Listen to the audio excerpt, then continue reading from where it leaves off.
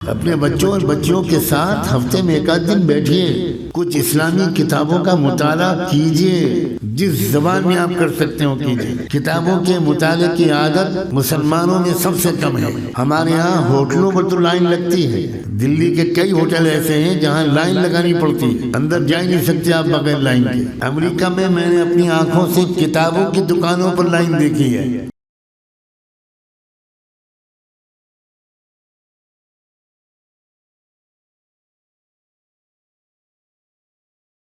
یہ ہیں دنیا کے لیڈران جن پر ہم رش کرتے ہیں، جن کی گاڑیوں کو دیکھ کر ہم للچاتے ہیں، جن کے روزانہ جو سوٹ بدلتے ہیں ان سوٹوں کو دیکھ کر ہم للچاتے ہیں۔ ہمارے نوجوان بچے انہی کو آئیڈیل سمجھتے ہیں۔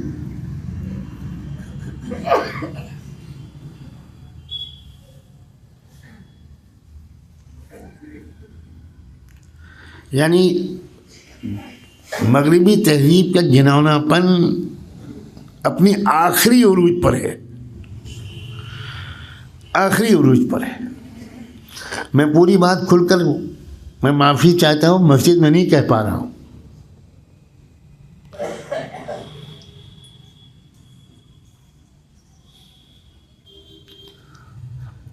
وہ جو مالدار شخص تھا جو جیل میں مرا ہوا پایا گیا،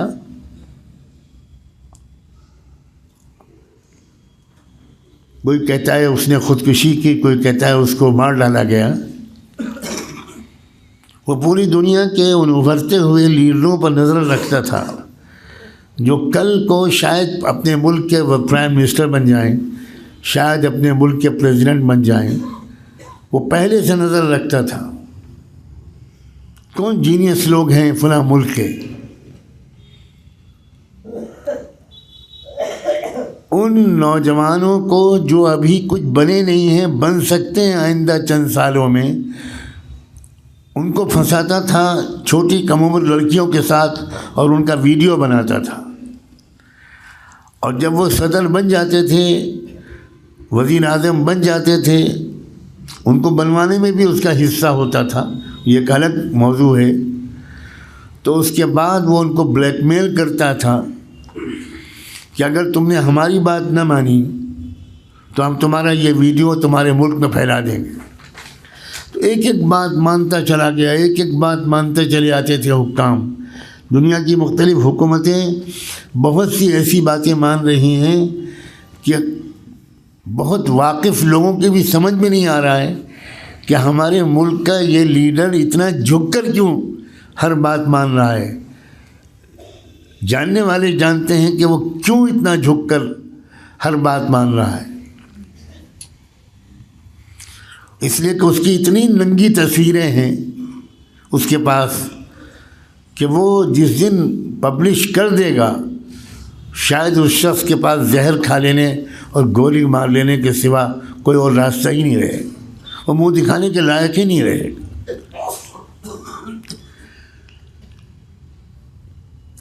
اپنے بچوں کو خدا کے واسطے اسلامی تہذیب اور ماڈرن مغربی تہذیب کا فرق سمجھائیے، گھن بٹھائیے ان کے اندر، کراہیت بٹھائیے ان کے اندر۔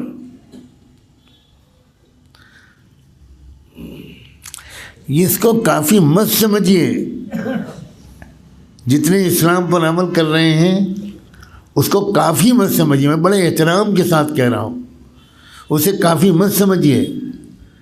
اپنے بچوں اور بچیوں کی اندر اسلام کی محبت اور جو اس غیر اسلام ہے، جو گندی، فحش، بے حیا، ناپاک ایسی تہذیب ہے، اس کو تہذیب کہنا بھی بد تہذیبی ہے۔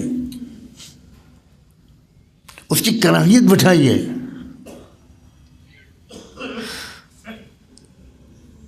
مت نقل کیجیے اس تہذیب کی، نہ لباس میں، نہ اپنے گھر کی ڈیزائن میں، نہ اپنے کھانے کی ٹیبل میں، مت نقل کیجیے اس کی۔ کیا حضرت ابراہیم اور حضرت محمد رسول اللہ کی تہذیب سے بہتر دنیا میں کوئی تہذیب کوئی پیش کر سکتا ہے؟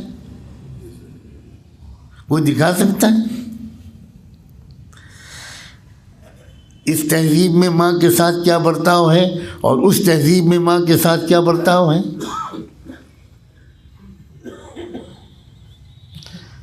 ایک ماں، ایک بیوی ایک مقدمہ کرتی ہے امریکہ کی عدالت میں،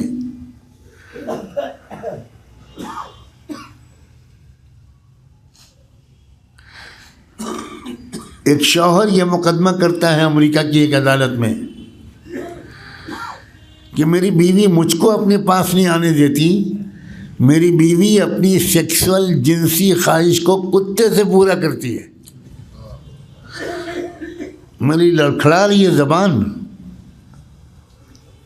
آپ اس کے آگے سنیے امریکی عدالت فیصلہ کیا کرتی ہے۔ یہ اس کا فنڈامنٹل رائٹ ہے، آپ اس کو مجبور نہیں کر سکتے۔ آپ کی بیوی اگر آپ کے قریب نہیں آتی تو عدالت اس کو مجبور نہیں کر سکتی۔ اگر وہ کتے سے اپنی خواہش پوری کرنا پسند کرتی ہے تو عدالت اس پر کوئی حکم امتناعی جاری نہیں کر سکتی۔ کوئی قانون ہم کو اجازت نہیں دیتا کہ ہم روکیں۔ یہ ہے مغربی تہذیب۔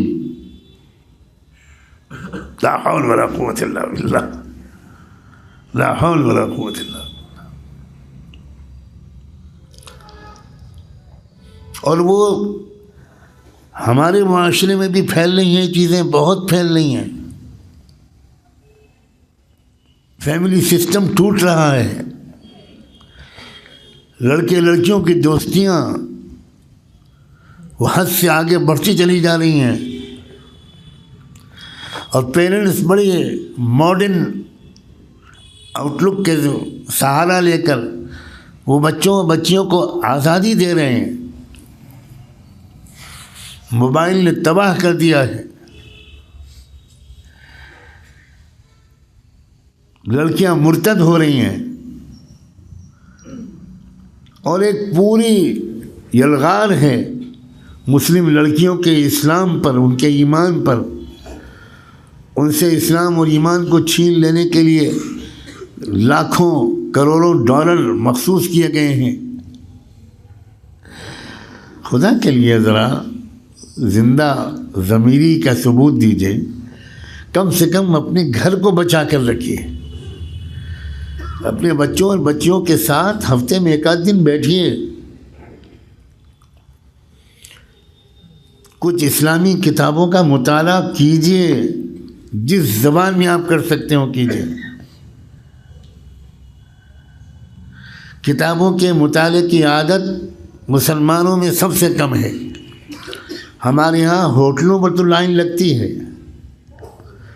دلی کے کئی ہوٹل ایسے ہیں جہاں لائن لگانی پڑتی ہے، اندر جا ہی نہیں سکتے آپ بغیر لائن کے۔ امریکہ میں نے اپنی آنکھوں سے کتابوں کی دکانوں پر لائن دیکھی ہے۔ کیا یہاں آپ نے کسی کتابوں کی دکان پر لائن دیکھی؟ کتابوں کی دکانوں پہ لائن، بہت بڑا بک اسٹال ہے، مگر اتنا کراؤڈ ہے اندر کہ ان کو لائن لگانی پڑی کہ آپ لائن سے ہی جا سکتے ہیں، ایسے نہیں جا سکتے۔ تمام تر خرابیوں کے باوجود اس قوم کے اندر کتابوں کے پڑھنے کا رواج ہے، اور ہماری قوم چاہے وہ کوئی ہو، انجینئر ہو، ڈاکٹر ہو، حافظ قرآن ہو، عالم دین ہو، انا للہ و انا الیہ راجعون، آپ سب نے تقریباً طے کر رکھا ہے کہ اپنے 2 پیسے بھی کتابوں کے خریدنے پر خرچ نہیں کریں۔ قرآن جس کی شروعات ہوئی تھی اقرا سے کہ پڑھو، جس امت کی تربیت کی شروعات پڑھنے کے حکم سے کی گئی، وہی قوم دنیا کی سب سے کم پڑھنے والی قوم ہے آج۔ میں بار بار اپیل کرتا ہوں، گزارش کرتا ہوں، آپ کے اسی شہر لکھنؤ کے کچھ علماء نے ایسی کتابیں لکھی ہیں، ایسی کتابیں کہ پوری دنیا کے اندر ان سے بہتر کتابیں نہیں ڈھونڈی جا سکتی، لیکن چراغ تلے اندھیرا۔ میرے والد ماجد کی ایک کتاب تھی اسلام کیا ہے اسلام، 45-46 زبانوں میں اس کا ترجمہ ہو چکا ہے۔ میری اطلاع کے مطابق کم سے کم 60-70 لاکھ لوگ اس کتاب کو پڑھ کر اسلام قبول کر چکے ہیں۔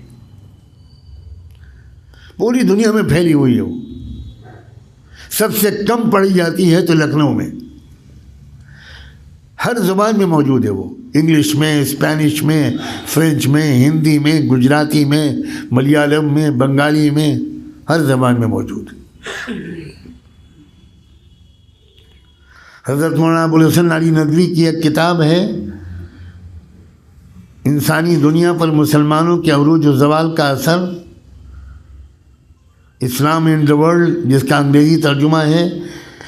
جب اس کا پہلا ایڈیشن برطانیہ کے اخبارات میں تبصرے کے لیے بھیجا گیا تو گارجین نامی برطانیہ کے اخبار نے تبصرہ کیا کہ اگر برطانیہ میں کوئی قانون ایسا ہوتا کہ کسی کتاب کے داخلے پر پابندی لگائی جا سکتی تو ہم یہ سفارش کرتے کہ اسلام ان دا ورلڈ کو برطانیہ میں داخلے کی اجازت نہ دی جائے۔ اس کی وجہ یہ ہے کہ مولانا ابوالحسن علی ندوی، اللہ ان کے درجے بلند کرے، انہوں نے اس کتاب میں اتنے شاندار حوالوں سے ثابت کیا ہے کہ اسلام نے دنیا کو کیا دیا تھا، اور جب سے مسلمانوں، اصلی مسلمان کا ہاتھ سے قیادت نکل گئی، یورپ کے ہاتھ میں قیادت آ گئی، تو دنیا کو کیا کیا نقصانات پہنچے۔ بہت کتابیں لکھی گئی ہیں۔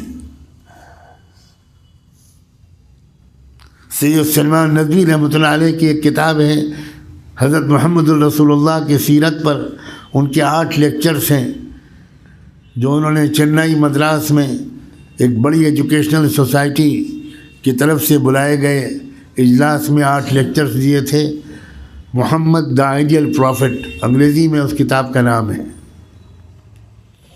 غضب کی کتاب ہے، یعنی اس کتاب کو پڑھنے کے بعد اگر رسول اللہ سے عشق نہ ہو جائے اور انسان طے نہ کر لے کہ میں اب محمد رسول اللہ کی طریقے پر ہی چلوں گا، تو وہ آدمی ایب نارمل آدمی ہے۔ ایسی کامیاب کتاب ہے وہ۔ مریم جمیلہ ایک نو مسلم خاتون ہیں جو پہلے یہودی تھیں پھر اسلام لائیں، ان کی کئی کتابیں ہیں، اسلام ورسز اہل کتاب، اسلام ان دا ویسٹ۔ کاش کیا آپ لوگ جو پڑھے لکھے لوگ ہیں وہ کسی بھی زبان میں آپ طے کر لیں کہ ہر مہینے میں ایک کتاب خریدنی ہے، اپنے بجٹ میں ایک حصہ بنا لیں اور کتابوں کا مطالعہ کریں۔ اس سے آپ کا ایمان بھی بڑھے گا، علم بھی بڑھے گا، اور بچوں کو سنبھالنے اور فیملی کی تربیت میں آسانی ہوگی۔ جزاکم اللہ، بہت بہت شکریہ۔ السلام علیکم ورحمۃ اللہ وبرکاتہ۔